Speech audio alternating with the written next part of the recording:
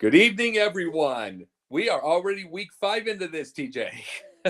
You sure are. Time flies. Time flies, and it's wonderful. And we've learned a lot of things about this from a mutual friend. Learned a lot about this whole deal, what we're going to be able to do from here on out. Right. And after all the fights and everything like that, next week we'll be live. Cool. So Good. one of the things, which would be About great. time. Yes, no kidding. But I'm Jacob Christners. It's TJ Sanson. We are Yin and Yang. For anybody that hasn't seen us, what do we usually do is the people that know me, they know me as the sports person, the pundit's pundit, but not tonight. Tonight, I am Jacob Christner, and with Yin and Yang. Yin and Yang means basically that she and I have different points of view, basically politically. But we also want to show that you can have conversation. We talk a lot about psychology. We talk about politics, film, mostly films and actors. And we come with ideas. We debate and we get the ideas. And soon enough, we're about to have some guests too, which was really good. So we're building something on this here and there. You know what I'm saying? Sure are. And it's just growing, week by week. And it's very exciting. So we got lots more topics to talk about, don't we? Well, one of the greatest things about the topics is just like with our topics, we run into them, with the news, with life, with everything. And then life is crazy. And it's like life's going crazy right now. So it makes things easy for us to pick. Well, it's insane. Everything is. It's like before COVID, it was just kind of all right. It's getting along, okay for some, a lot, not for everybody, but it was okay. Then all of a sudden, wham, bam. Then it was just like it was like watching a rocket, hit something, and maybe you're not really aware of it right away until you start seeing that, boom, and then the aftermath, and then just everybody just and since it's been quote over unquote, although it's technically not over, it's just not as bad as it was. Traffic fatalities, and I was listening to WSB radio. I listen to it every morning on the way to work. Yeah. And they're commenting on, traffic fatalities all over the city and how it's just gotten worse even after the pandemic. It's just, I don't know what the hell is going on out there. I mean, it was always bad around Atlanta. Anybody who's been in Atlanta long enough knows. But now it's just insane. And I knock wood that I don't drive very far to work. I don't have to get on 85 for that long, but I was out and about a bit yesterday, and I'll talk to you about that later, not on here, but it was just, unbelievable. Well, life's kind of gone crazy on a lot of things. It's like, whether you see, like I've said to myself, I go on Twitter quite a bit, and I'm making it a goal that I will block 1 million people or bots or whatever there are over the time. I've made it my goal. And it's like, so I can, and see, ever since I started the blocking and stuff, my timeline starts to get a little more intelligent, because the more that you engage with the morons or the bots or whatever, then more stupid comes. Yep. But like, I start to get, like, when I've stopped, all of a sudden I'm getting things like histories of Greek literature or Greek mythology and all that kind of stuff from certain ones. And then you can go into that. It's like your timeline gets more intelligent when you get rid of the stupid. Right now I'm at like 2,500 blocked. Stupid is like weeds. I mean, you got to just clear. Once they get in your garden, forget it. It's done. You got to start clearing the weeds, and they grow faster than the good stuff. Always.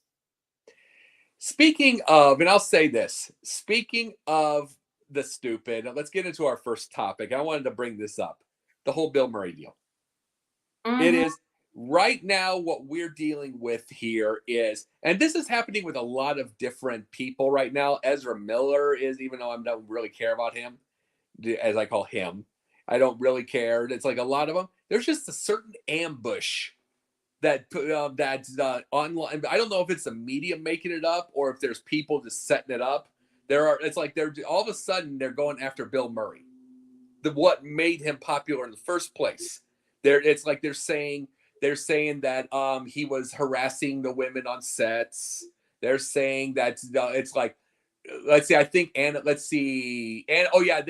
Faris. Ivan Reitman's dead, but Anna Faris was talking about how he groped her on set like 8 years, 15 years later. Said about that, Now he's dead, since 2013. And she's brought that up now. There's just an ambush on a lot of different views. I've got to say this about it's on the tail of Me Too and everything else. It's for some reason being a victim is now cool. I don't know why. The attention maybe, but whatever Bill Murray has did in the past, long past, I don't mean a few years ago, I mean 30 years ago, okay? 50, 40, Well, was either A, laughed at back then, or it was encouraged, or it just was simply written off as a clowny behavior, which he is. He's a comedian. And all of a sudden it's like, oh, well, they felt me up. Well, did you have a problem with it then and you just kept your mouth shut? Or why is that an issue for you now? Okay. And this is why I don't understand a memoir. If you were going to write a memoir, now I understand some people out there have really suffered abuse at the hands of family members. If they're in show business, at the hands of directors, managers, and things like that, and they were young, maybe they were in real life actually children and just completely, went with the flow because that's because they did and didn't know any better to speak up. But these are fully grown adults, okay, coming back into it so many years later and saying, well, I was traumatized. Really? What have you been doing all this time? Yeah. Really?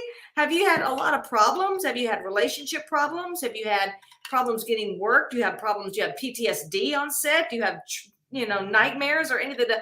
No, I've read some stuff that's really lurid that some other people have written, and I won't mention it right now on this show because we're talking about Bill. But if it was just some random thing that he did that you didn't like, turn around and give him the middle finger and tell him to quit it. Well, and the thing is, there's a lot that probably had a fear of doing that in those times because of Hollywood. At the same time, I always say this, that there is no price for your integrity. Even if, you know what I'm saying, even if you're going to get fired, you still have to keep your integrity. There's going to be work. There's going to be everything. If you wanted to get that, I'm just saying, to me, this is me by itself with the jobs I've had in my past and do everything. It's like I haven't been fired too much. I don't have a history of that. I have a history of good times with my bosses, but with everything. But the biggest issue that I get, the biggest issue that I have is the fact that I don't take crap from upper management. I've been this way before, and it's like, to me, it's like it's your integrity at the end. It's like you can go get your money elsewhere. You can go figure the thing out, but you can lose your confidence, your integrity, everything, let someone run you over. Well, let me tell you, because you and I have not worked professionally in showbiz before. Right. Other than this background or bit parts and independent stuff. Sure. These people, Murray and others, are big Hollywood. Okay. Yeah.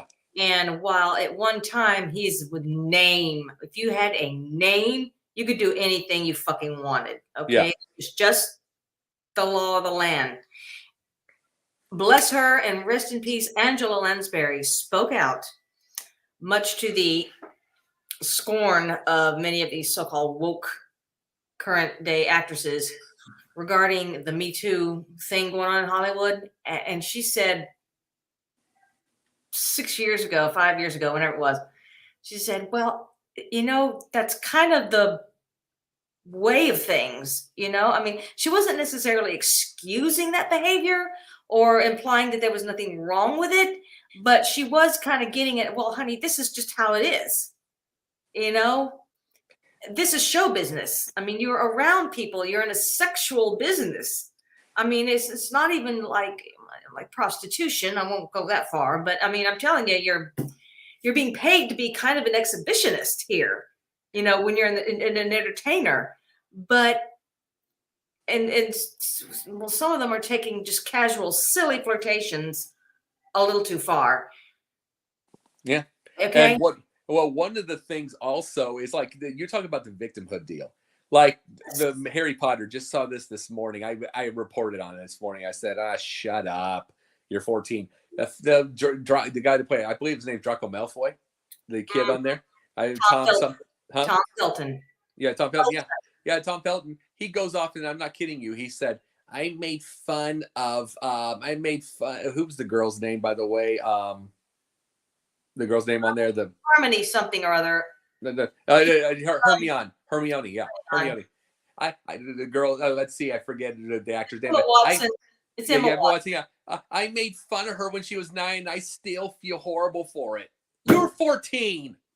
It's like you're a guy teasing your little sister. And Yes. from what I could see from for Hermione or whatever her name was, she didn't take any crap either. And I'm surprised if she were gonna.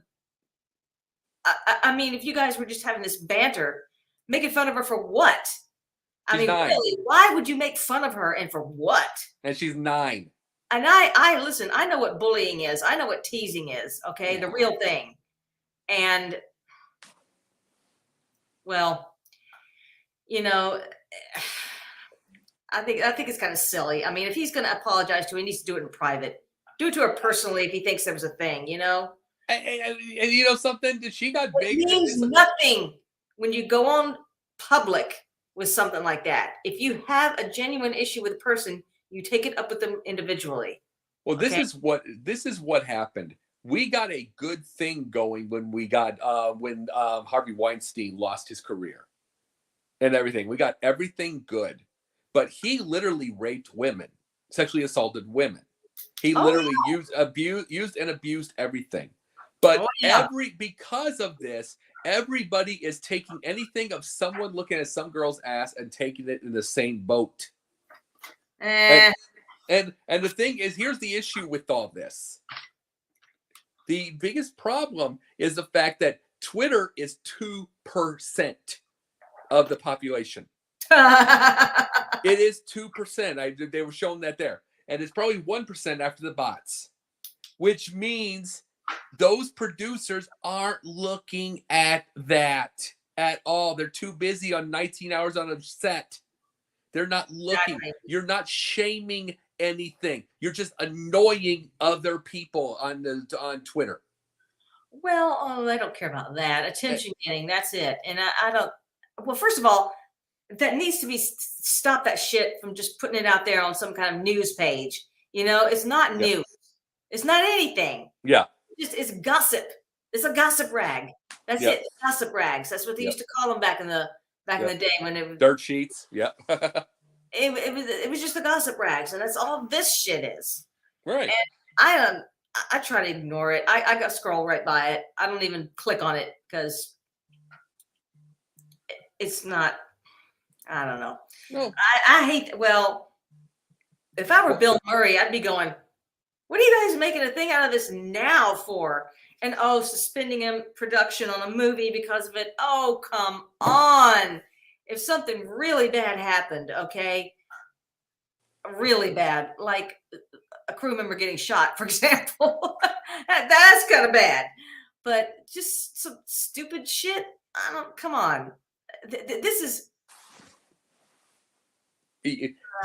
For one big thing have a producers are, remember, directors are supposed to be God, but producers are running this obviously because truthfully, directors should be like, I mean, here's the thing: would you be putting up with this one extra day on this BS if that's your set?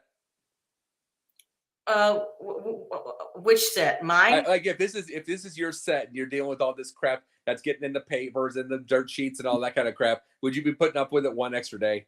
I would have a serious talk with everyone involved. Yeah. And I would be like, if anyone has an issue with anyone, bring it to my attention and I will address it. Leave the goddamn fucking news reports out of it. Yeah. And actually, directors can fire people. Oh yeah. I don't care if they're union or not, they can fire people. Right.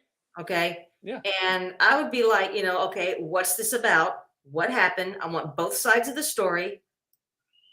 And I'm like, all right, keep your hands to yourself, Mr. Murray. Thank you. And Ms. whatever her name is. Anna Faris, yeah. I'm like, all right, look, just it was a silly, stupid prank. Let's not let it go any further than this. Yeah. And keep your hands, and it's like if you keep it up, you're gone. Right. Yeah. Continue, Yeah. and I will be recasting the role. Yeah. Oh no. That's the one thing. And see, for one thing, the one thing about efficiency that I look at on a set is that this crap is not continuing. It's efficiency. It's like it's not going to continue. It's like we will just. I mean, the only thing we're going to slow us down is we're going to have to recast it. But it's like we'll just keep doing the shots of the people that are there until we get the recast. Well, honey, our kind of material is not going to attract the kind of personality of a Bill Murray. Not Okay, yet. Yeah. no, but he's Mr. Hollywood for the last 50 years. All right. I Yeah. mean, it's like he's not going to change his spots overnight. No. Okay. He's gotten away with, he and others, and I say get away with, it's because he's a clown. He's a comedian. He does stuff that's maybe a little shocking, maybe a little. But if you don't want anybody getting real personal with you, then you just have to go, look, not for me. Okay, cool Yeah. it, Yeah. and then go on from there. And then you've done your job without looking like a, oh, you didn't touch me. Well, you have to wonder is how much since you and I have not been on we're making our own stuff, but we've not dealt with SAG. We got to wonder how many rules there are. You know what I'm saying? How many rules there are to the everything. It's like you got to remember like when there used to be bed scenes and stuff like that. You just had a bed scene and went. Now you've got intimacy coordinators and stuff like that on these things. And it's Yeah. like you got to wonder how much there is now that we don't know about yet. Well, you have to read the contracts, and the contracts are. I think you can download contracts on the SAG-AFTRA website. It's sagaftra.org, and anything having to do with SAG is on there. And if it's not on there, then there's contacts information. You can email a person and say, hey, I'm trying to find out more about this sort of thing. Where will I find it? I haven't bothered to dig into it because I'm not doing any SAG work right now. But Well, but that goes on to our second deal. That's why I wanted to bring up SAG. And because I wanted to bring this part because this is the second week we're talking about Angela Lansbury after her death. We had a nice little tribute to her. But we found this out, and it was a nice little detail that when she was on Murder She Wrote, there was 12 years of it. When she was on Murder She Wrote, she would find every single one of the old school, they were from vaudeville, they were from, the old actors from the day. She yeah. found them, she knew them all, obviously, Hmm. but she knew them all, obviously. She would give every single one of them work because they aged out of getting any kind of insurance and any kind of points and aged out of everything. So she gave it to them so they can get their insurance and their medical and I all that kind of stuff. I looked this up. Okay. Yeah. That was reputed, okay, to happen. That has been alleged and or observed. And it was some gal's Twitter post, in fact, and they did a little fact check on it. While she did indeed hire a lot of actors from the golden era, the 50s, 60s, and those time frames, and she did it because one, the reality is the older you get, the less you work. Yeah. And she was one of the lucky ones. Yeah. She and maybe a handful of others from that time frame were the lucky ones who continued to get enough work under SAG to qualify for medical insurance. Because you got to have so much work. You can't just not work for a year and get your insurance. I mean, I'm sure that probably would make a little bit of sense there. But in order to give these people the points that they needed, she would have them write characters for them so that they recur every so often, and that would give them the points. And something that is, and like I say though, that's part of that thing also is I wonder, and we brought this up with Michael Landon. I wonder if he was the reason he did the same thing because he had Helen Hayes on his pilot. I know. Yeah, he had Helen Hayes on his pilot, and he had a lot of old vaudeville actors on that show, and it's like, and you have to wonder if that was the reason he did it too, or I mean, because that was never brought up, but it's just like there is, but I'm just saying though, it's like there is something to respect from that old day, those vaudeville days. You know, it's such a different day now. Well, exactly. And also, Michael Landon understood probably that his constituency, okay, Hmm. audience were probably a lot older. Oh yeah, that Okay, kind of show, audience absolutely. were older. His audience were older. They would recognize those older people and appreciate seeing them. And it's Yes. the same with Murder She Wrote. I mean, obviously, a show like The OC, which is about Yeah. a bunch of college kids, Yeah. not going to cast an old timer unless he's, Grandpa. yeah. Yeah. Yeah. Um, Well, that's not for them. Matlock was the same. Hmm? Matlock was the same. Yeah, Andy okay. Griffith. Which is good. I'm happy to see that. I mean, there's a lot of shows like that need more of that, to be honest. I'm watching Chicago Med, the new season just started, and there's some, when I say older actors, I mean in their 50s and up, Yeah. okay? Yeah. And of course, there's some younger ones too, playing the doctors and nurses. But it's a more, when a show is targeted to an older audience, naturally the focus, the key characters are going to be older. Which I'm liking. I like seeing that. Me too, because I ain't none of us getting any younger, and stuff involving high school and college kids has no interest to me whatsoever. It never did too much. This is the funny. The last thing that I ever cared for is I absolutely watched Saved by the Bell when I was like 13, 14 years old.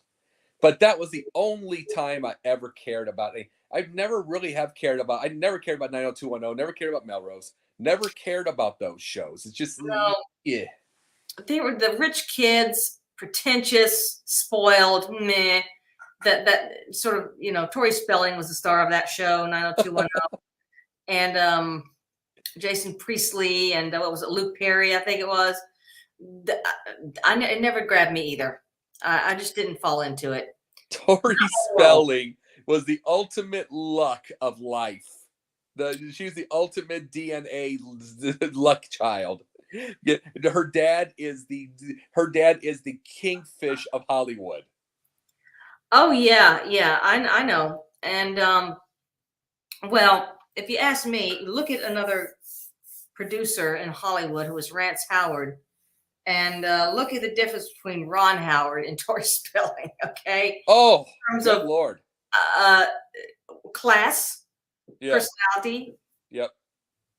intelligence, Yep. um, whatever. I mean, all the above. To name it. Oh And yeah. I mean, it's just, that could be a handful of things. I mean, it's just a combination of things.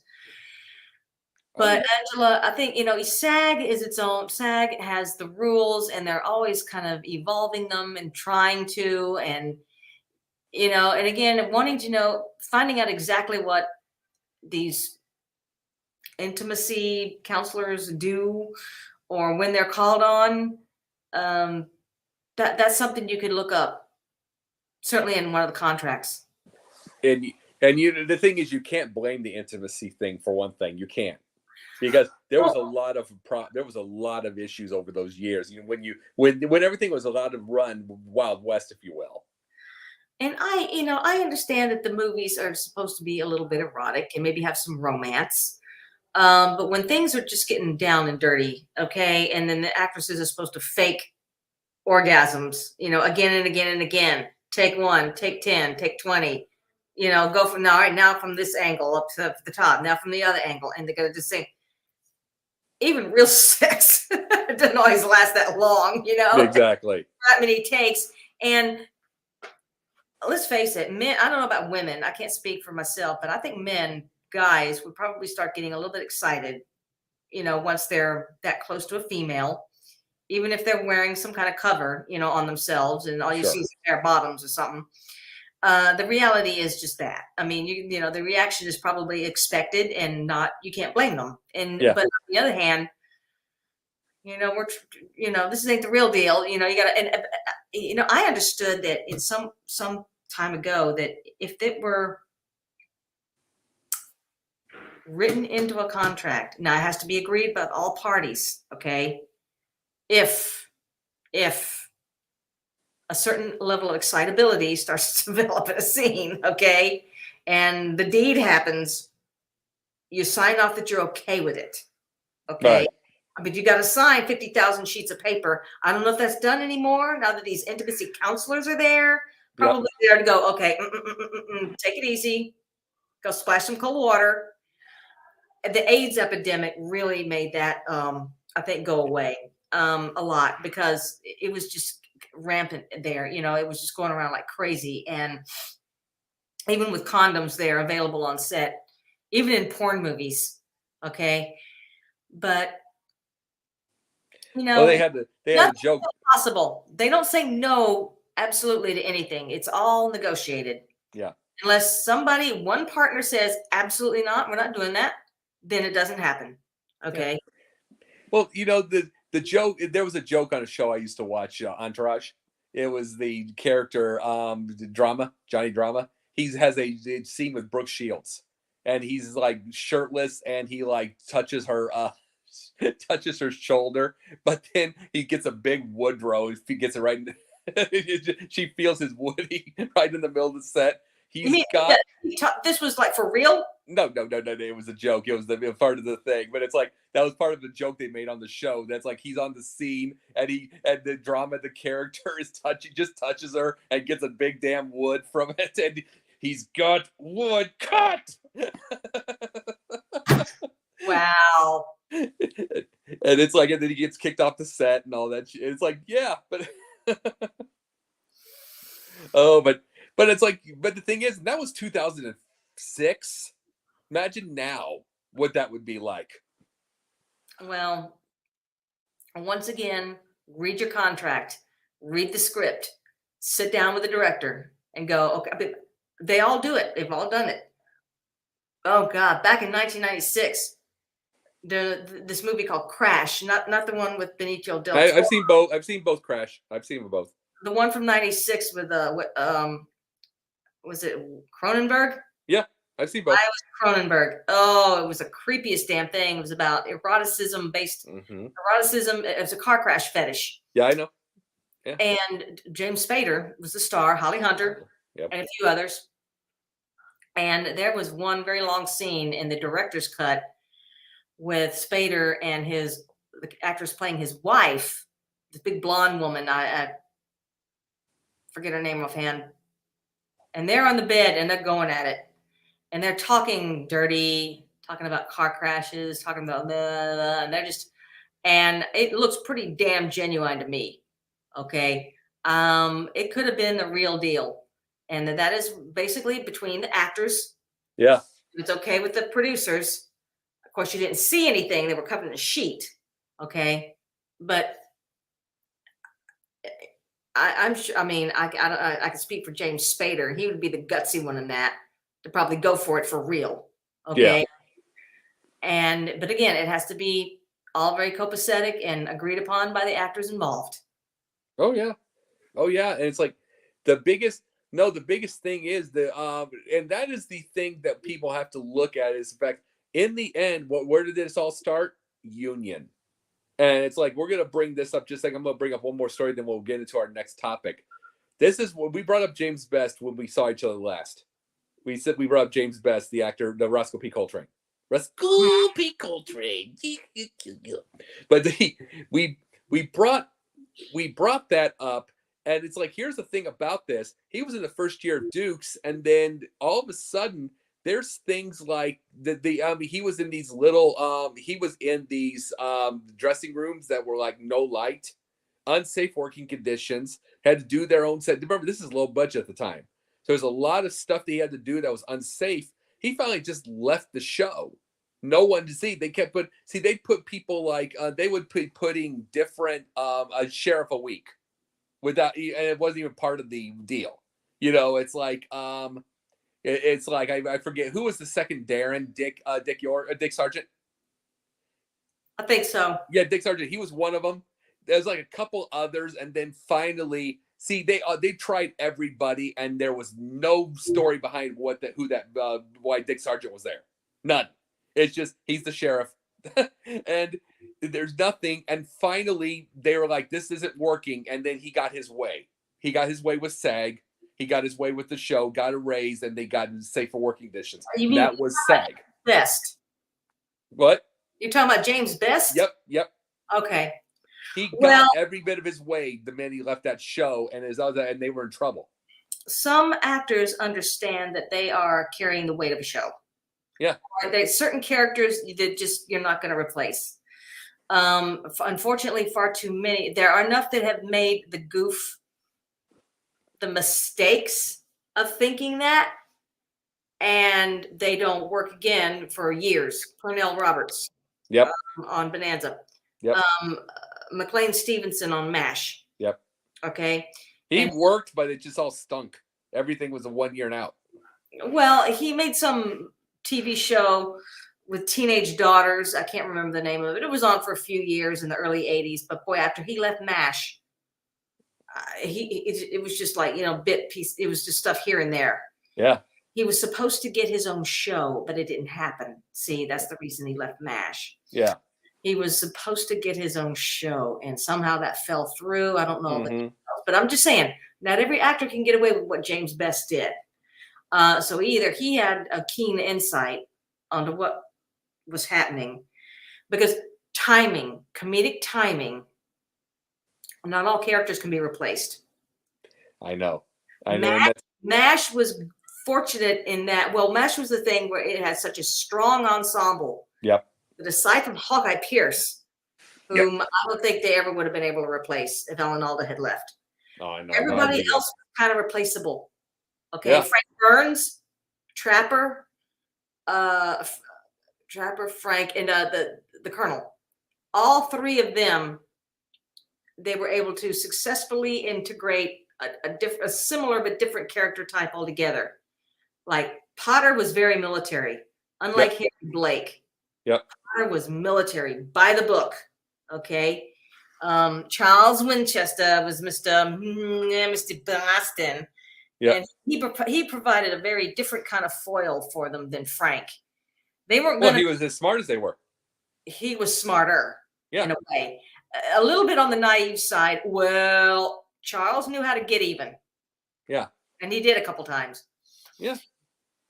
But, they had to have a foil, and and BJ, kind of the family guy, replacing Trapper. Trapper was the jokester. Trapper was a clown. Yep. And BJ, not so much. Yeah. So it worked for them. But James Best, and again, this is going so far back. I haven't seen the Dukes of Hazzard since I was a kid, but I know who he is. I know who the guy is. But I wasn't aware that he was able to negotiate with SAG. But I think it's kind of like leaving a job, and then you ever get to replace somebody one after the other. They're not working. And your boss is like, "Can you please come back?" Yeah. Oh, yeah. Well, and that's the thing. With you or I'm gone, And there was a difference between very open. And there was a difference between men and women. Like, I can say this part right now. James Garner did it twice. Maverick, and he did it twice. He successfully sued twice with Maverick and with Rockford Files. Got his way. They kept everything he asked for, he'd get. Then there's Valerie Harper. 1 year with the show Valerie. She wanted to get her way. They fired her and put Sandy Duncan in it. They put Sandy Duncan, who she's basically aunt. She's basically the cool aunt. Basically, mom died in a car wreck, and that was it. They literally wouldn't. She was never going to come back. They did it after 1 year when she wanted to get her way. Yeah, there are differences with men and women in the deal. I'm just bringing, getting their way. Men have far more clout in Hollywood. Mm-hmm. That's just the thing. They have more clout, and always has. Well, men get more clout, and I'm not going to say we, because I'm not in that enough to say it for we. I'm saying it just that I can say we once I get bigger. But the thing about it is the fact that I get what you're saying because of one of our shoots and everything. We see what happens, like on the shoots, to be able to get somebody's attention. Well, and also, yes. And well, a lot of people in show business, and I have to say this, a lot of women don't take other women seriously. Okay? I mean, it's true. Now, okay, this is kind of evolve into our new topic here. Yeah. Feminism. Yeah. And I was thinking about this today. It basically, the topic is, what would you change about feminism now? That's going to TJ here. You can't change a concept. Right. I mean, I know what it means for me. All right. And let me just tell you what it means for me. Got it. Feminism means just because I'm a woman doesn't mean that I am not as good at a certain job or a work ethic than a man. And if I do the same job as a man, I deserve the same pay as a man. Mm-hmm. Okay? Yeah. Absolutely. And to me, that almost really should be a gimme. I mean, honestly, for example, if I were a person of color, if I were Asian, Pacific Islander, Black, mixed, Latino, just whatever, but I came out of fucking school with straight A's, 4.0 average, worked my ass off to get there, okay? No inroads, just work. I did the same test, the same classes as my Caucasian counterparts, men and women both. I come out of work, and what are my odds of getting into a job, okay, that would pay ultimately, eventually, the same level as a white male? Very hard. Slim to none. Right. Slim to none. For white women, it's less, but for another person of color, female, even less. Women of color make less than men. Part of the thing also, they think they're going. I know the truth with you, okay, but I'm just saying they think you're going to get pregnant. They're expecting that.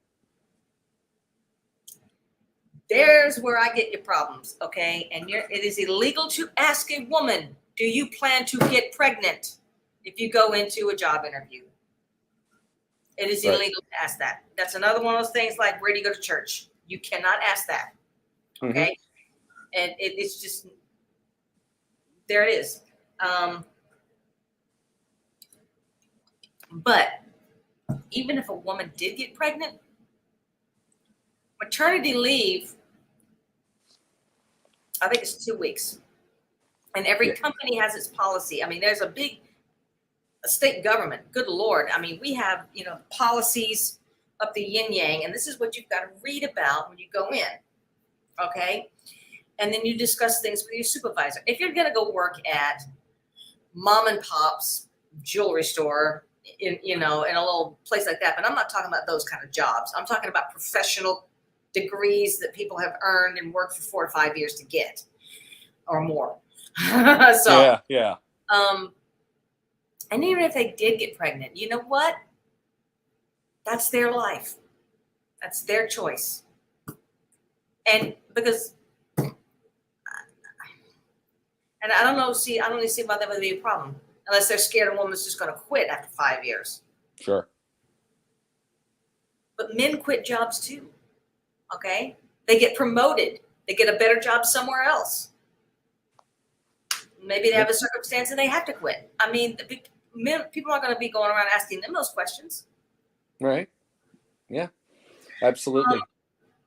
Well, go ahead. I'm sorry. My whole thing about feminism, you can't change a concept, but you can change an attitude about a concept. Okay?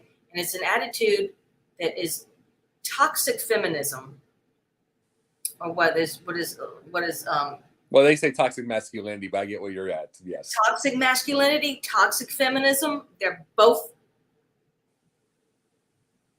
magnifying the worst aspects of those two different. Well, masculinity is a trait. Feminism is a principle. Okay? Right. But when you take the women who are all these feminists, there's an attitude about that. And the feminazi or whatever, toxic masculinity, is the opposite end of the toxic masculinity. They're both the sides of the same coin. And neither one are right. And neither one are good. Neither one accomplish anything. Right. For anyone. I think when you say toxic masculinity, and I can say this, I think there is a certain level of toxic masculinity, but I'll tell you what I think is toxic. Stupidity in the masculinity. Well, that's Stupid. true everywhere. Yeah, but I'm Just saying about anything.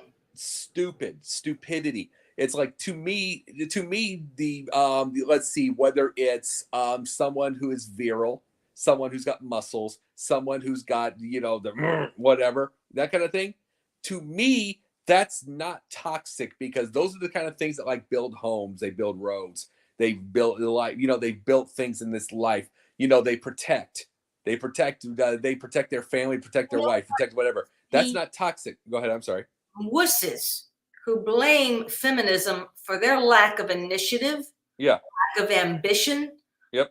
lack of skill, Yep. lack of work ethic. Mm-hmm. No, that's bullshit.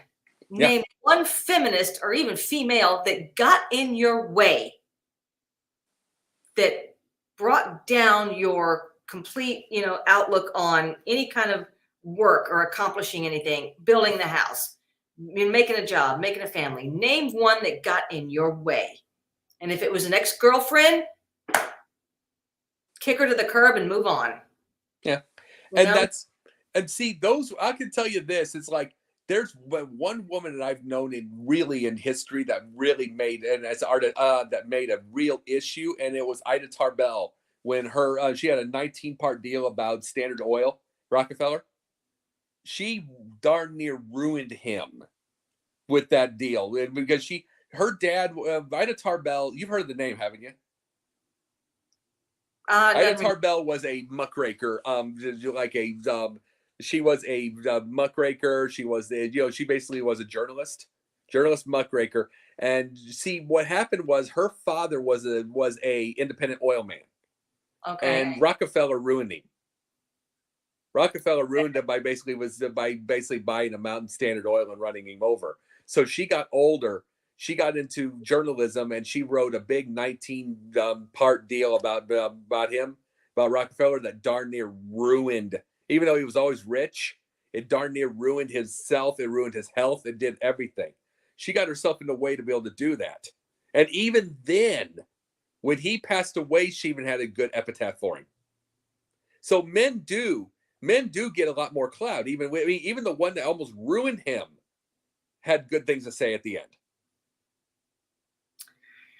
Well, I mean, that circumstance in and of itself was probably, far beyond anything that, just an average person would ever have anything to do with. Okay. I mean, we're talking about billionaires and Mm-hmm. moguls and tycoons, and in an era when, people were digging scraps out of trash cans, okay, just to eat. Yeah. Rockefeller, because that's many years ago.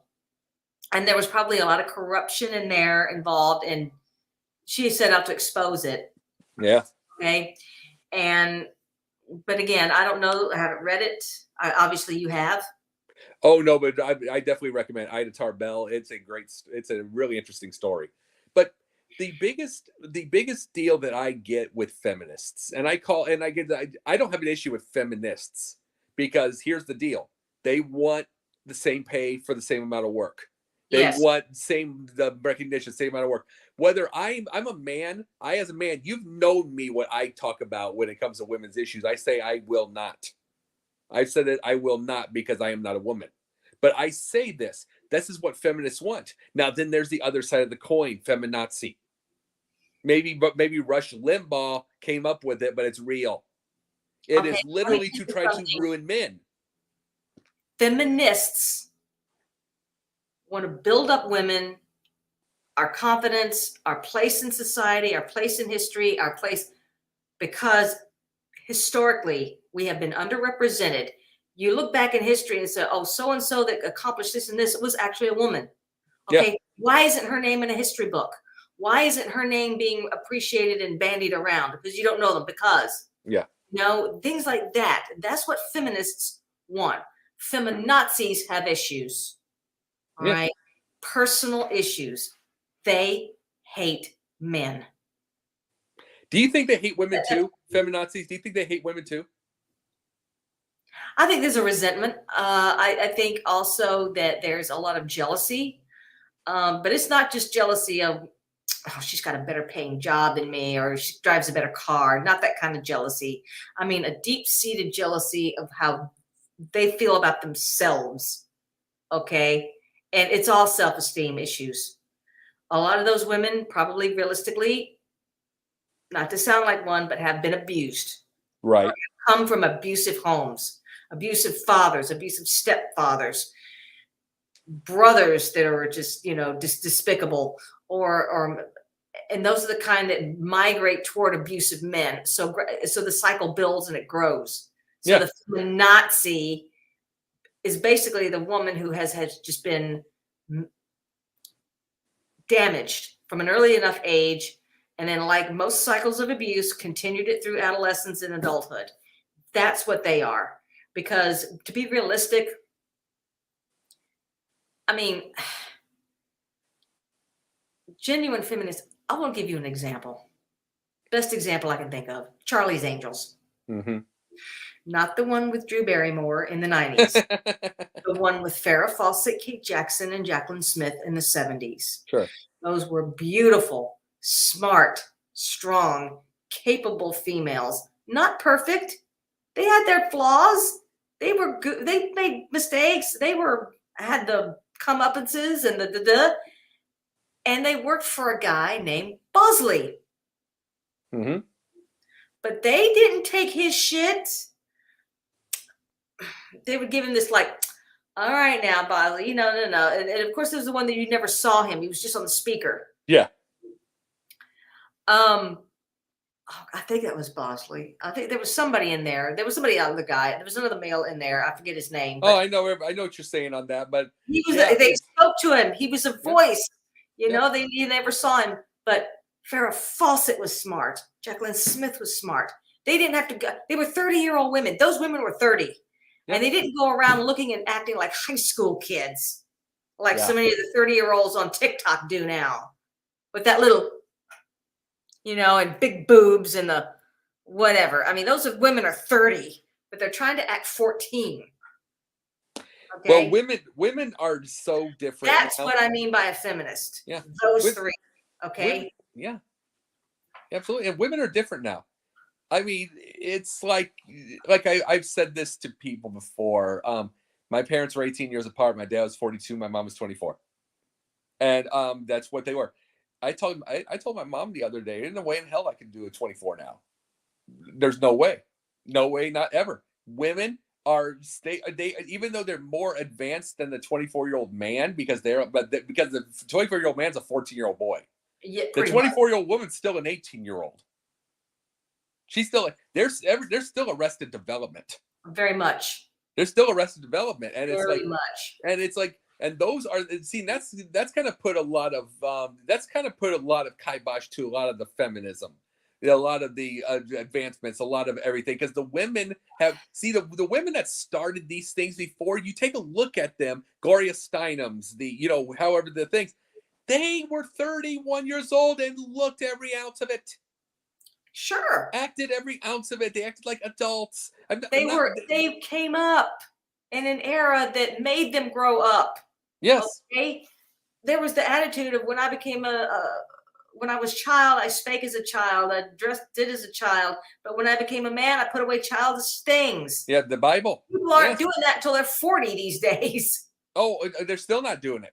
But those are the things. It's the feminine. The thing about it is, that was the biggest thing. Is, to me, feminism. I have a respect for feminism for what because I have the respect, because this is what I'm saying. Who's directing your film? You. Yeah. Who's directing your film? Am I proud to be able to work with someone like you? Absolutely. But I have a thing to this. This is my thing. A lot of people don't have this, but this is my thing. Someone comes into an office, whatever. Are you good? That's what I say. What's your experience? Are you good? Let's see. I don't have a thing based off of a deal. It's like if someone's black, white, if they're yellow, if you will, if they're women, if they're men. I don't want to know your pronouns. Don't care. Zero care. I guess what? I'm taking one look at you. I think you're he, him. I think I look at you. You're she. Thank you. Bye. I don't need to know them. I thank you. Don't need to go on LinkedIn and see your pronouns. Don't need to. What I want to know, how good are you? And and guess what? This one athlete, and I'm going out of the thing for a second. I just want to say I'm not going to say the name. There's this one athlete, big athlete in the NFL, who's the first in the NFL. He's got all 5 of his management team as women. He calls them hustlers because they hustle more than the men do that he's had in the past. Yep. And see, because they are going to hustle, because there's a point women still have in that belief that they have to keep hustling. Unfortunately, we do. Unless we're standing there naked, showing off breasts, flat tummies, and big round butts, we have to hustle. And even then, if we're doing that, we still have to hustle. It's just, and there's where I come under, where I feel that women do not support each other the way men do. Men have a camaraderie and what do we call the good old boy system. Okay, there's a cronyism. It's another, they'll ask you, you gotta ask a guy, do you really trust that guy? And they'll be like, nah, but I know he can do the job. Yeah. Okay, women have a different level of trust. And it's not the same kind of trust. And there's also different jealousies. Attention from men, for example. Like your little deal with a cigarette tonight. Okay? Yeah. A little joke to have fun, but yeah, I know what you're saying. It's like, that was a little joke to have. But I get okay, but why didn't you joke with me? Because if I see you a lot more than I see them. But anyway, I am going to ask you this question. Why do you think women don't trust each other? Why don't they work with each other?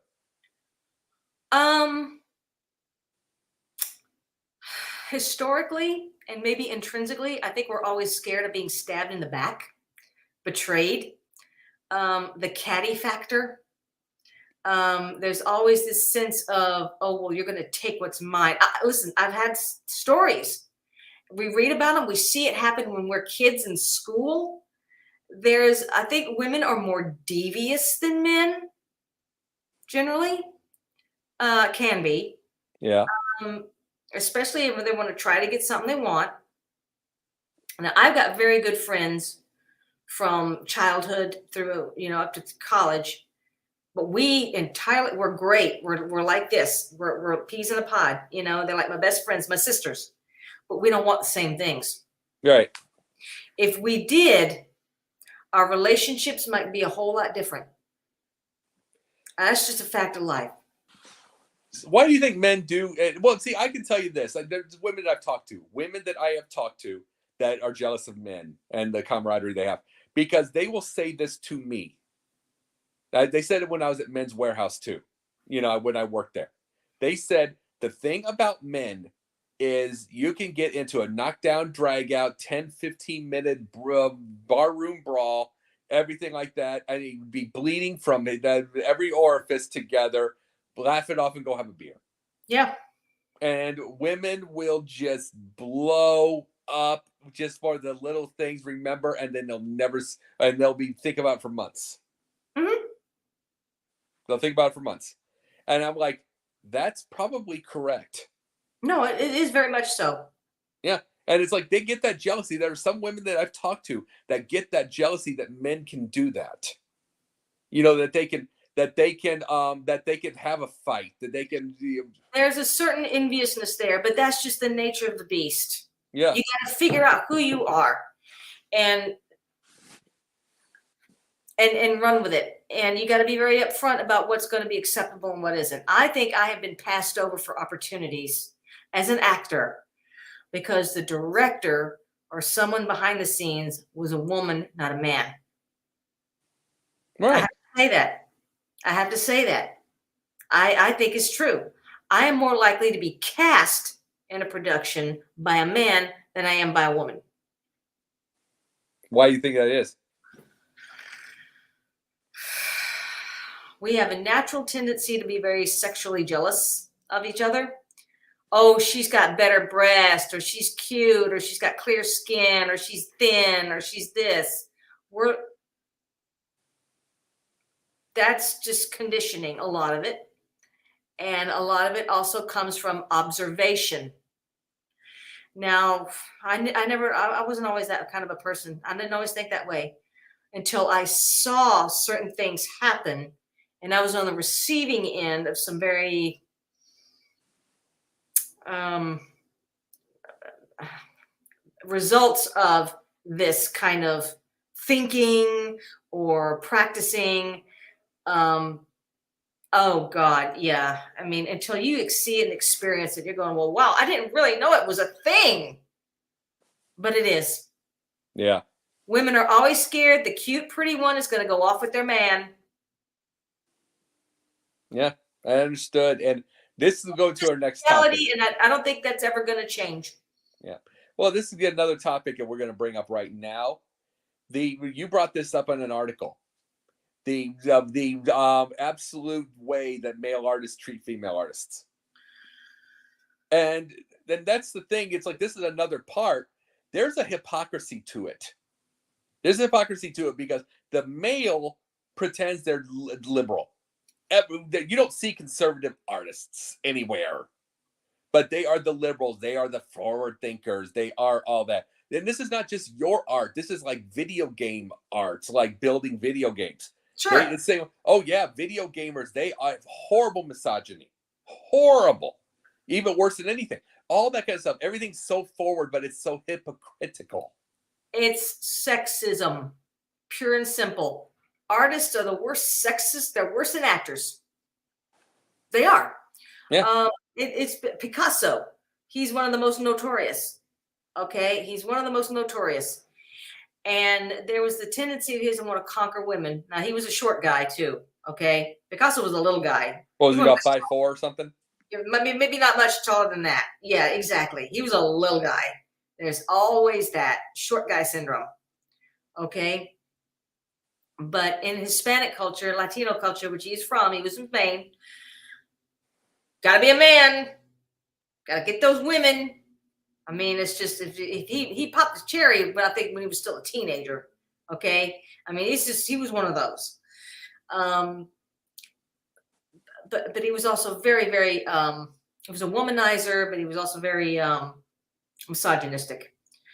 And it showed in his art. And I don't know what it is. I don't know what it is that kind of steers men towards the arts. Is it already there when they become artists? Or is it something they develop as they grow into their art? And maybe it's overcompensation. It may be very well overcompensation for something lacking. It could easily be. And it's like the whole thing that gets me with it is you be what you are. It's like, because I don't think anybody that acts like that, and it's because they all talk about we are it reminds me of Meathead of Mike Stivic on All in the Family. He was supposed to be the you watch All in the Family, right? I have, yeah, of course. He was supposed to be the forward thinker. He was the liberal. He was fought for all the rights of every black, white. He was the walking ACLU. He was everything. Except when it came to Gloria. Except when it came to Gloria. He was no different from Archie. No different. In fact, he was worse. In fact, he was worse because at least Archie admitted it. And Archie was all for Gloria getting a job. I know that there was an episode about this. Yeah. Civic didn't want her to get a job. She wanted to work. She was tired of sitting at home. She wanted to do something. And he felt threatened by that. Yeah. But Archie was all for it. He thought, go out, make something of yourself, you know? Yeah. Well, and because he was a self-made guy, you know, and probably had that, the sense of, but, and this article I sent to you was a matter of other artists treating the female artist that way. It was a billionaire who was trying to milk her, use her. Okay. Her gallery owner, she was a gallery owner, young-ish, around age 30 or so.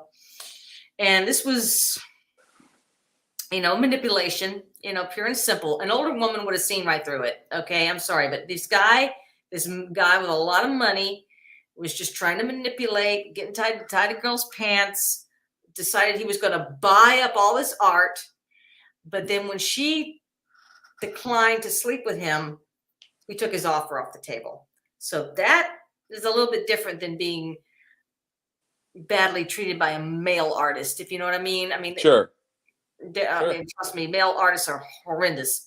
Okay, but the female, the young female, she says, I admit it.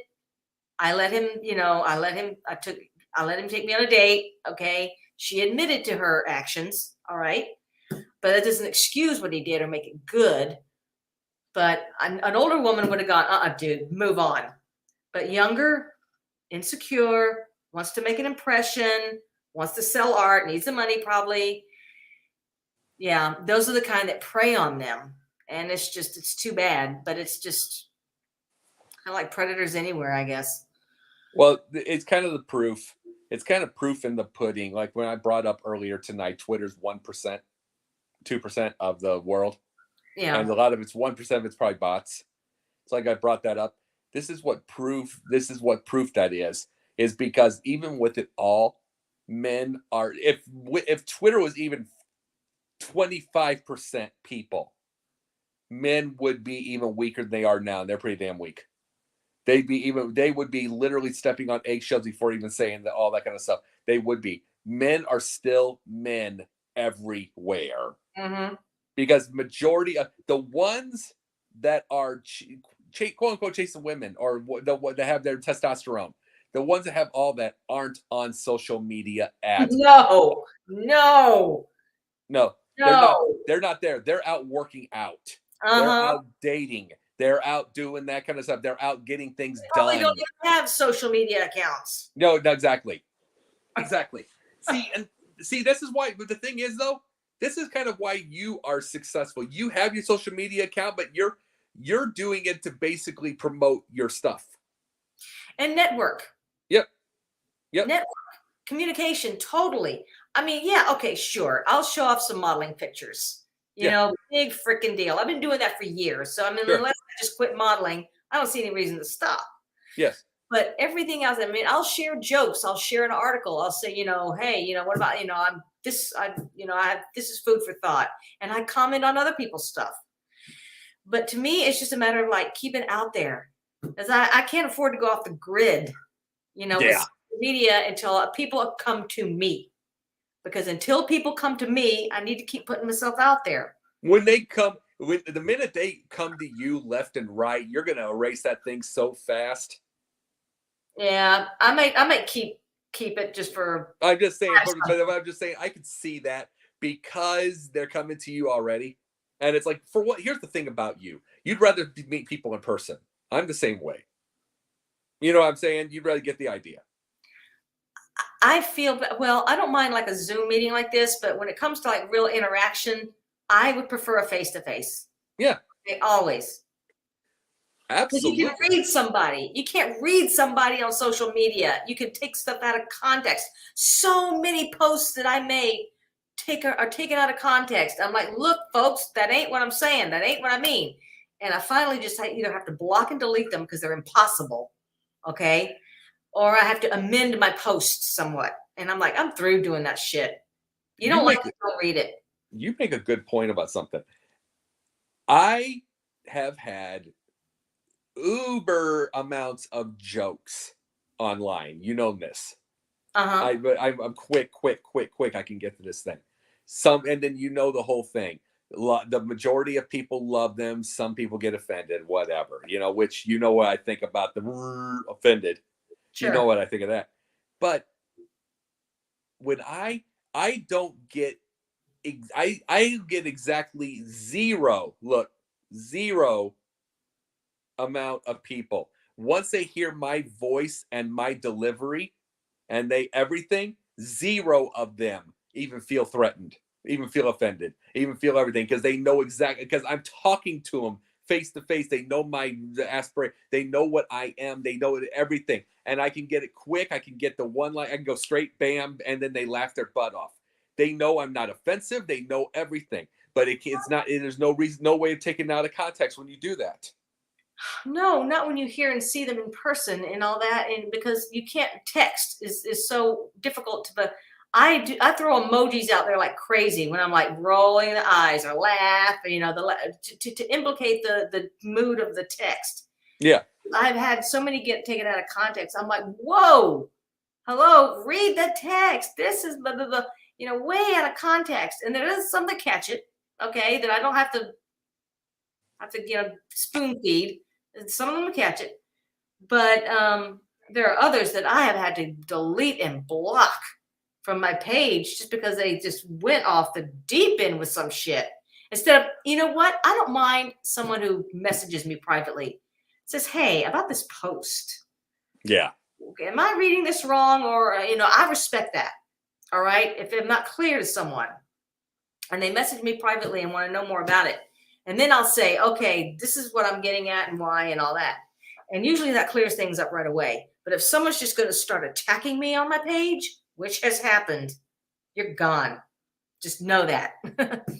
Do you believe, though, your art is, and I can say this, your art is absolutely amazing. Yours is amazing. It is. Oh, thank you. Yes. Oh, I mean, anybody that ever watches this, and people are going to be watching this very soon, you got to see. I mean, I'll give you an example. Does Salvador Dali looking into what is either a mirror or a balloon of himself as an older man? Yeah. And it's like, and just does that kind of stuff like that. She has this kind of stuff. She has Lady Gaga as a vampire. She has Basquiat. She's got Ruth Bader Ginsburg, which is the one she needs to sell. I'm working on that. Yes, I will. And she has it in realism, and it looks so good.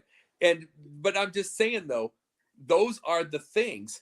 But do you believe in your own end? Do you think that you have certain advantages that other maybe females do not? No. Other than just a pure drive and desire to achieve the things I want. I think you have one advantage. And what would that be? You will fight. You will fight. I'm saying this. That's just part of my personality. I'm just saying you will swing. And it's like, see, the whole thing we were talking about with Anna Faris and Bill Burr and all that kind of stuff like that. I would not be shocked if you would risk your firing by smacking him and knocking him over. If he was to grope you or do whatever, it's like you'll swing. Well, again, personality. You can't. That's just who a person is. I mean, I don't call that an advantage. I call that just having a set of nads. I mean, well, yeah, but no, it's an advantage because a lot of women are there. This boxer George Foreman's having women coming out of the woodwork now with the Me Too movement, saying that he assaulted him 55 years ago. And it's like that's just. But I'm just saying, one of two things happened there. Either it's not true, or if it was true, you got it. You got the guts as a grandma. Yeah, and it's like. And that's the difference. No, that is, a lot of women would admit this, that you having the guts to swing as fast as you do, even if they call you bitch, you have the guts to swing like that without the thing and you take your risk. Well, a lot of women don't have that. A lot of women are raised to not be that. Okay. Or a lot of them have gotten what they want and need by being just the opposite, by cute, be the, this little girl kind of woman, rather. And I mean, I can't speak for that because I've never been a girly girl myself. Right. Who I am. Not that I can't be feminine in terms of how I look and how I dress. Sure. That's not it. It's how you act. Yeah. All right. And it's the fire within. And there are others who get a certain point in life and they're just conditioned to be a certain thing and they don't know how to be anything else. See, but here's the thing. You're going to change things. You're going to change things as you get bigger, as a director, as an actor. You want to know what you're going to change? What? You're going to change the whole mindset, which some women are going to get pissed off. Okay, we'll say the feminazis. You're going to change things in the fact that you're a legitimate, strong woman who will swing, but still likes a strong man and still respects it. And it's like the whole thing from the media is to try to knock men down. And you're in a point where you're wanting both and you are yourself, but yet, you get my point? Well, I'm going to present things that are very different than what's out there. I'll give you that. Okay. My movie that I'm making right now is going to be very different. Okay. Than what standard horror movie fare. It's just junk. All right. Female victim runs around a house screaming, scared, stuff happening. Yeah. My movie will have phenomenon like it does have and will, like paranormal phenomenon. My character's not going to freak out about it. Okay. She's going to become an investigative journalist, find out what the frack is going on. And this is a character who I've written who has a history of mental illness. Yeah. Okay. Yeah. Is in my script, is having been medicated. She's been in a mental facility. So this is going to be a very interesting treatment, I think. And everyone who's read the script, it's called The Awakening. Yep. We are almost done with a proof of concept video. It's going to be about 10 minutes long. It's about the first 10 pages of the script and rough cut, no budget for this. Okay. So, it's going to look a little raw, but I got great actors, present company included right here. Well, thank you. Another actor, well-known actor in Atlanta named Ted Parker. Mm-hmm. He's plays a very goofy, bumbling real estate agent. Does good with it too, by the way. Real estate person, okay? Actually, the guy just hands me a lease and a pen. Oh, it's going to be hilarious. This is going to be great moments here. Well, Ted is proof. Ted's proof that he doesn't have much. He's about to be doing this, but he made his own way. He made his own. Yeah, he uses what he has and he does it well. Yeah, he used what he had with it. Can do. Use what you have and do it well. Yeah, and those were. And though the thing is, the great thing about this, and take it from me, folks, to get me on a horror film, it's got to be the type of movie we have here. It has to be. I hate horror. Hate it, hate it, hate it, hate it, hate it, hate it with a passion. So for her to do something that we worked on, a project we will not bring up, to get that on there, I did a favor. And the minute it was over, I was gone and proudly gone. And it is, and it is a good riddance. And good riddance. And it's like, I hate horror. So for me to get into this and be proud of it, it's the type of like a changeling. It's the type of thing that is like a little investigating. It's got everything. It's not blood, guts. It's not, because see, this kind of stuff bores me. This one has a story to it. And I thank you for that. And that's more to come about that soon, very soon. Oh, for sure. Our next meeting, I may have a screenable proof of concept cut, ready to rock and roll. So. And is this a SAG, by the way? The movie will be, yes, the feature, but not the proof of concept. Right. Not the feature. We got it on SAG, yes. So we're gonna have SAG actors. Well, I have a SAG contract. I've got to look into that and probably talk to people about what may be the best option. I'm not going to fill out anything until I maybe talk to somebody. Oh yeah, and I wanted to bring that to our final subject tonight because I thought we would go from the earlier, but from SAG, but we got onto our thing with feminists. So it's like we're going to say this right now. Brought up SAG. I wanted to debate the issue with unions. Now, I wanted to explain this. We brought up SAG and we were bringing up what they were doing and the whole idea of the Angela Lansbury of what she had done and what you explained. The whole issue with it is the fact there's a lot of things that SAG does not do for the older actors. They don't do for certain things. They are still pretty ugly when it comes to new media. There's still lots of things they don't protect. And see, that's my point. This is me with unions. I love the concept. I'm a road, bridge, and excavation contractor's kid who believed in workers. You know what I mean? He always was he's a hard worker. You know what I mean? He loved workers. Good. He had nothing but respect for them. So I've got a high respect for workers, and I have a high respect for the concept of the union that wants to protect workers. Where I have an issue is where they became a problem is that they got as greedy as the businesses they went after, and got as skimpy with what they were going to give, even though you're still having to take the union dues. They scrimp on a lot of things that they're supposed to protect because they're trying to make money too, and that's a hypocrisy. Okay, well, yes, yes and no. Okay.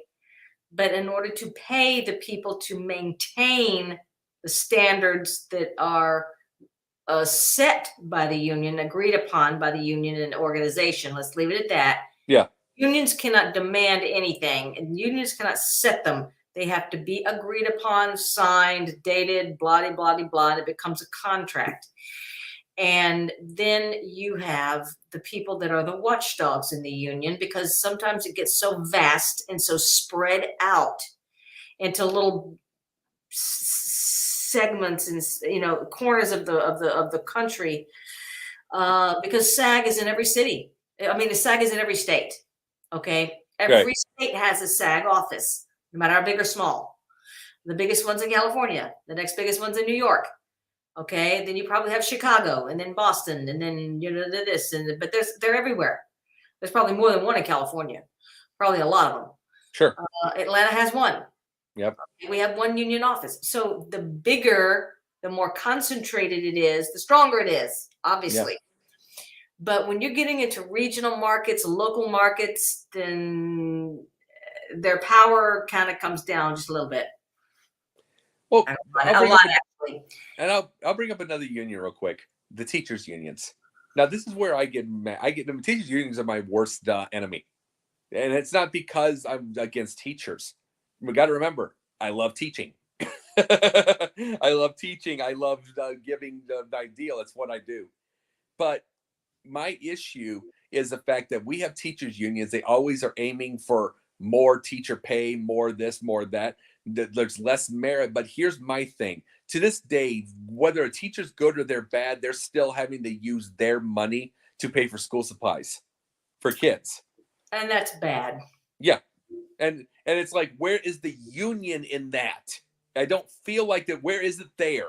Honey, you got me, because I'm not in that world, right. But I have heard of such things. Okay. And it's just because public school funding has gotten so stripped. All right. Slash, slash, slash, slash. When these fucking morons in Congress and in the ones determining the budget, the Board of Education is the one that ought to be up there screaming. You can't do that, because these kids need materials to learn.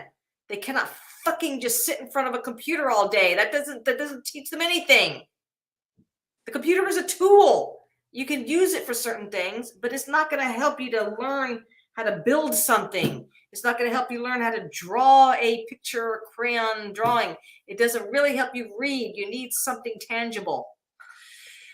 And books are needed. Paper is needed. Pencils and crayons and markers are needed. Scissors are needed. For the more mature kids, certain art supplies and music supplies and other sporting supplies are needed. Yeah. And you know something? I told somebody tonight, if I got into politics, I don't think I'd have an ally. You've heard me say this before. I don't think I'd have an ally. And it's because the minute I tell a Republican that I want to double down on getting, the school breakfasts for the kids that are hungry, I've said this to you before. The minute I say that, I'm going to cause riots. I'm going to cause riots within that party.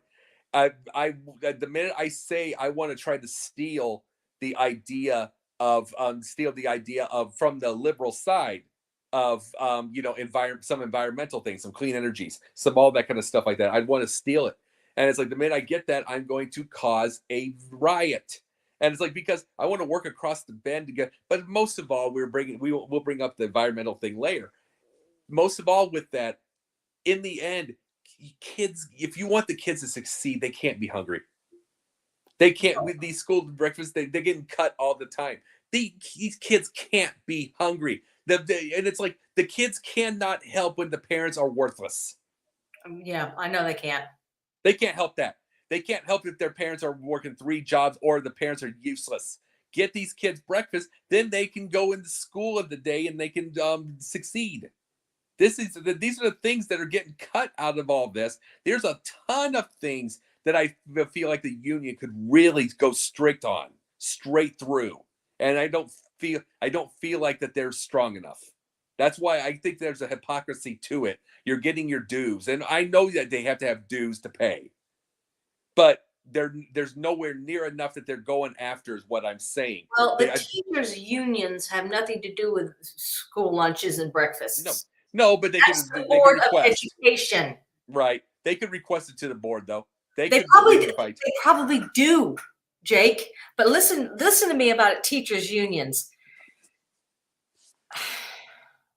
The teachers' unions are there to protect teachers from getting fired unjustly and to make sure they have adequate salaries and health benefits. Now, I know people who teach in the public school, our friends Michael and Becca Parker, for one thing. Mm-hmm. Now, they're in Gwinnett County. Their school salaries are a good $3,000 less per year than, say, other counties. Right. Georgia school teacher salaries are awful. Oh, Illinois is even What worse. you need to do is talk to a current or former teacher and find out their side of things. Because there were some teachers I absolutely hated. Okay, we're kids, you do, that's just life. Sure. But most of me sympathized with the teachers in those classrooms rather than other kids. Even when I was a kid, I thought kids were brats. Okay, I sympathized with the teacher standing up there by herself or himself trying to manage this brood, and they were appreciated, the handful that would give them some attention and pay attention in class and listen and talk and respond. They appreciated those kids, not the ones in the back going, "Oh my God, did you see the blah, blah, blah, blah, blah, blah, blah." And they may as well be somewhere else. And quite frankly, I wish they had been. Yeah. But you gotta hear their perspective. It's not always, and maybe they want to do certain things, or maybe kids, not enough of them give a shit one way or the other. It's just like whatever's there, use it. I remember being in public school. Ugh. I was 8 years in private and 8 years of public. 8 years of both. I had all public. Yeah. 8 years of private, 8 years of public, 4 years of private school and the thing, 8 years of the high school. It would behoove us to have a teacher on as a guest. Who's that? It would behoove us to have a teacher on as a guest. Oh no, yeah. I was just that would be a good idea. But let me ask around. Yeah, but I think really, really get their perspective on things. That's where I'd start asking questions instead of opinion on that, because I want to see it from their end. But it's like one of our best buddies used to be a teacher. Bill, right? Yep. 8. That's the thing. I would be asking questions on those, and I would be able to have a teacher and everything. And it's like to be able to get their perspective on all that. But where I'm at by itself is you also see now that there's a lot of public school teachers that are there, and because it's a media, whether social media or otherwise, the terrible ones are highlighted. Terrible. And there's a lot of them. They're getting the attention they want. They're giving the attention to the bad teachers, not the good ones. Yeah. And that's it. I mean, that's all there is. I mean, we're talking about criminal behavior even. So-and-so's teacher had sex with a 14-year-old student, blah, blah, blah. You're hearing that shit. Not about the teacher who's helping kids in need and accomplish things. And this student is graduating with honors because this teacher helped them. You're not hearing about that. You're hearing about the ones that are fucking 13-year-olds. Yeah. Okay. Yeah. I mean, I'm sorry, but you are. That's just sensationalism. It really is. It really is. And the biggest, and like I said, I had a 5th and 6th grade year that was such a contrast. 5th grade year, I mean, this old bitty, bitter woman, horrible, probably in her 50s, looked about 85. Horrible woman, and terrible. Could not stand her, and could not stand her. She was a terrible woman, and we had 3 We had 3 days in our school, first, second, and last, where we were all healthy. Every one of us was sick in that. It was like a petri dish in there. Ugh. And it reminded me that my preschool teacher used to Clorox every little piece of thing before her classrooms. She cleaned, she cared. This one couldn't have cared less. Everybody got sick, including her. And then it's like, that was just a rough year. 6th grade year, I get a teacher, probably the greatest teacher I've ever had in my life, who cared, who did everything. Guess what? By 9th grade, he was dealing with horrible people, got himself into an incident, he was fired. But here's the crazy thing: he became an entrepreneur. He became an entrepreneur and pretty successful over the last 30 years. But I mean, congratulations to him. I'd love to see him again. But that was the big thing. They literally pushed out and looked to push out the guy that was giving this all to the students. Exactly. And Now, she got to retire. And that horrible woman got to retire. but there you go. I mean, there's your example of the kind of toxic environment that it is. Because when you're pushing out someone who's going above and beyond to do a good job, and then you're keeping around someone who's just really a piece of shit, Yeah. who everybody couldn't stand, I'm sure. Right. I mean, no. I'm sure nobody could like that. Oh God, she bragged about her daughter all the time, who was in high school at the time. Brag, brag, brag, brag, brag. Oh, that she was a straight A. Oh, she did it. She bragged in class, bragged it in parent-teacher conferences. Brag, brag. Kids don't want to hear that shit. Yeah. I mean, nobody does. Yeah. And brag, brag, brag. And then well, my greatest thing about the 6th grade teacher was he wore jeans or slacks with everything like that. All the other teachers wore the cheapest suits ever to try to look big. He'd wear like Dockers or jeans and all that stuff, and he was just chill. And he was chill, and it was like he made jokes in class, and he got to your thing, and it was like, those are the teachers we don't give the credit to. Those are the teachers I would go above and beyond for teachers unions all day long to protect. But I don't feel like they're all protected, because I do get a little bit of a stand against certain teachers unions, because I still have that memory of the teacher that I loved is gone 3 years later. I still have that memory. It's like, you're not, if you cared. Was that the union's fault? I mean, why did he get fired again? I don't know. Well, it was an incident with a student, but it's like, I feel like they're not protected. I feel like it could be. I feel like a good teacher is not protected properly at all, especially with media all over the place. I feel like the bad teachers are exacerbated their attitudes. We need to bring a teacher on, because I want to hear the perspective from someone who's working and teaching today, because we were in the school world, we're very different. There was no social media. Okay. Well, who's the teacher right now between Becca and Michael? Well, both of them teach. Well, Michael's strictly music. Becca teaches special needs kids. She's a substitute teacher. Could bring Michael on. Yeah, he more specializes, but yeah. But he's in school though, right? In a school, right? Yes. Could do that, because I'm going to ask, because I've got opinions, but when I see a teacher on, I'm going to ask the questions. You're going to ask the questions. I know that. Well, I can interview him and see if he'd be interested. Yeah. And absolutely. And that's what we're going to bring up. And that's like, I definitely look forward to that, because that's a one topic night the minute we have someone on. Yeah. It's, something? We had an amazing show tonight. We sure did. Oh my God, the topics are getting better, and we're smooth. It's getting smoother. Absolutely. And it's getting smoother. We're building something here, and it's like, I can't wait to finally go live next week. I'll be handing you over the reins for that. Great. Looking forward to it. It'll be fun. Yay! Yeah, I know. We'll be able to have that. We get to that. It's like, I'm looking forward. And the greatest thing is, we both are looking up possible topics, and we've probably run into 20 of them. Oh God, yeah, all the time. Yep. And I'm proud of this show. I really am, because I'm feeling like it, like I said, it's the non-sports version of Pundit's Pundit. It is getting conversation out there. Of course. It's And getting absolutely, conversation out it's there. It's getting needed. debate. It's needed, totally. Yeah, but we need debate. We need conversation. We got to stop fighting. We got to stop fight. I mean, I said this on like when I said I'm blocking these things on Twitter and everything.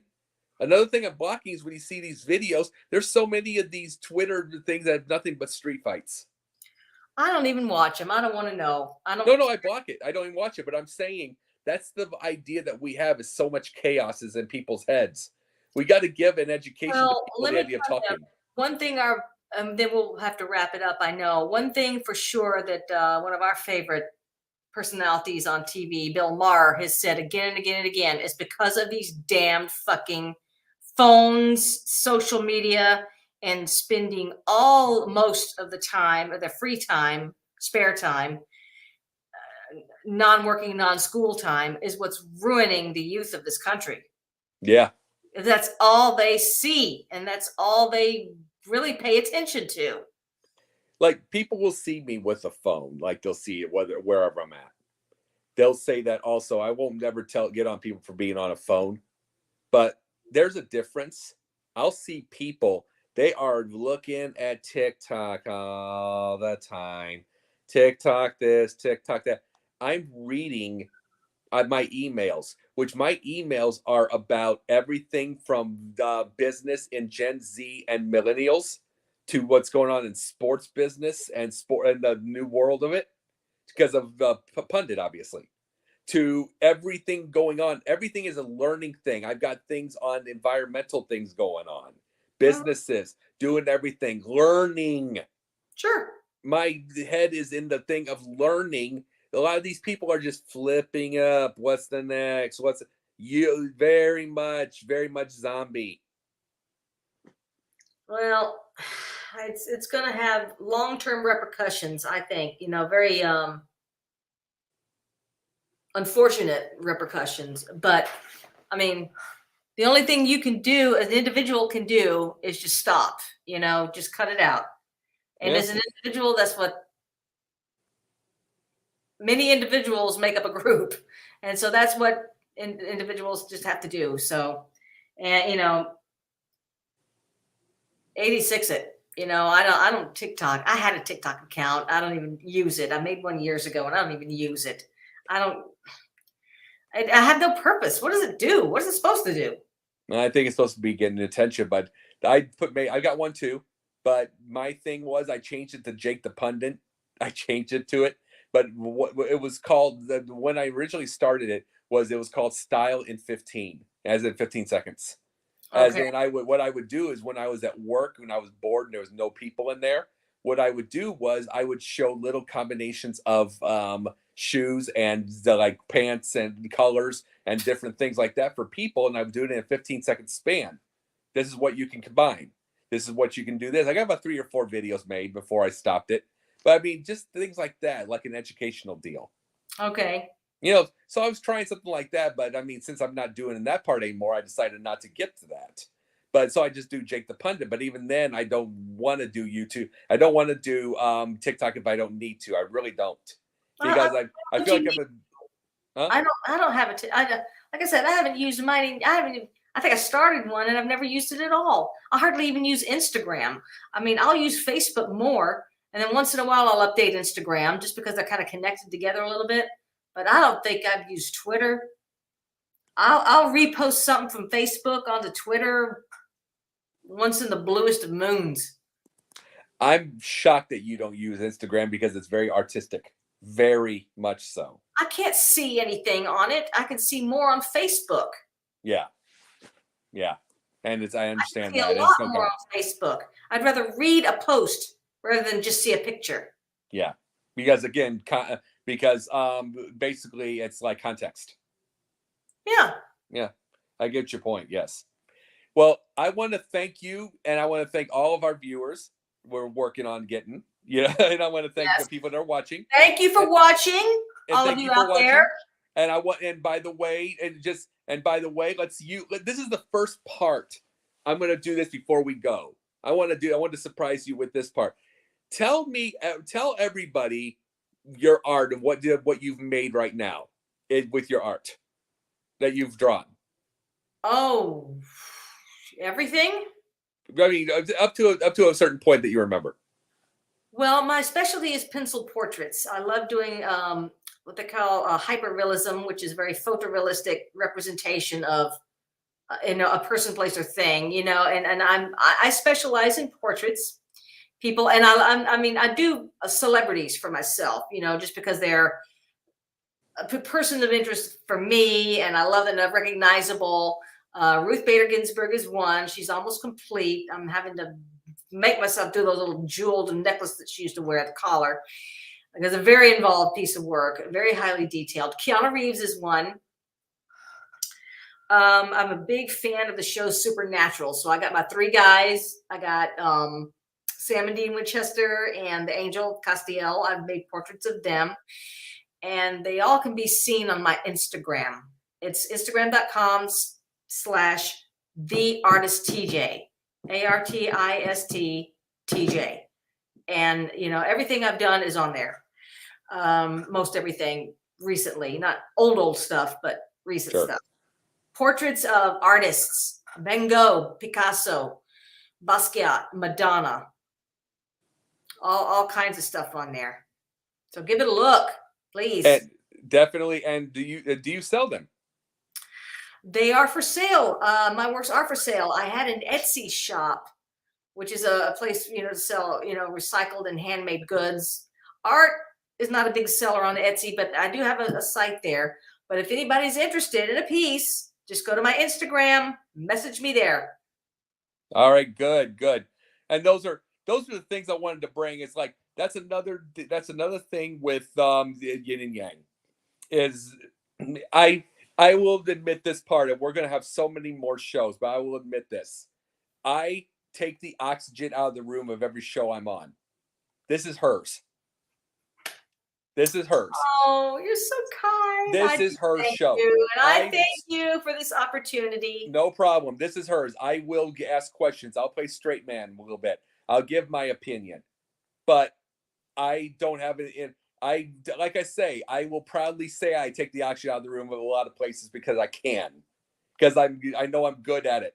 But I'm not. I have zero interest in doing that. This is your show. It's your show. You're the one. You're seeing the topics. You're seeing everything, and we both love it. We both everything. But this is your world. Art is my hobby. Acting has been my hobby. Art's my hobby. It's your life. Yes, it sure is. And I really appreciate you having this show and working with me on getting it out there and being supportive. I can't thank you enough. No problem. No problem. You'll get, and you're going to get bigger and bigger, and the show's going to get bigger and bigger, and we're going to keep working on it. Oh, we certainly will. Almost certainly. And by the way, keep the hats. They're awesome.